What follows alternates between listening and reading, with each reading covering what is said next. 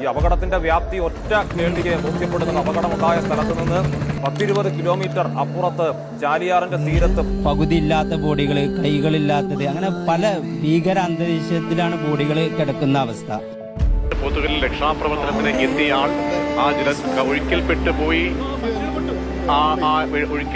തൂങ്ങിപ്പാറയിൽ രക്ഷാപ്രവർത്തകർ കുടുങ്ങിപ്പോയി എന്ന വാർത്ത. 3 യുവാക്കളാണ് അവിടെ കുടുങ്ങിപ്പോയത്. ചെങ്കുത്തായ മലനിര എയർലിഫ്റ്റിംഗിന് തടസ്സമാകുന്നു. അവരോട് കുടുങ്ങി.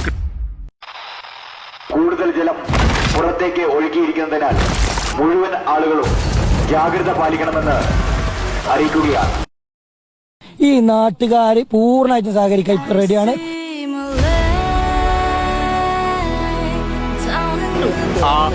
ഒഴുക്കിൽ പെട്ടുപോയതാണ് അദ്ദേഹം.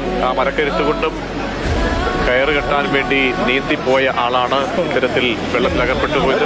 അങ്ങനെ വൈദഗ്ധ്യമുള്ളത് കൊണ്ടും ഈ വെള്ളത്തിന്റെ ഒഴുക്കൊക്കെ മുൻപും അറിഞ്ഞിട്ടുള്ള ഒരാളെന്ന് മനസ്സിലാക്കിയിരിക്കണം നമ്മൾ ഇന്നലെ ഉൾവനത്തിലേക്ക് പോയി ആ ദൃശ്യങ്ങൾ പകർത്തിയപ്പോൾ ആ മൃതദേഹങ്ങൾ എടുത്തിരുന്ന യുവാക്കളാണ് ഇത്. ഈ പ്രദേശത്തുള്ള യുവാക്കളാണ്, നാട്ടുകാരായിട്ടുള്ള യുവാക്കളാണ്.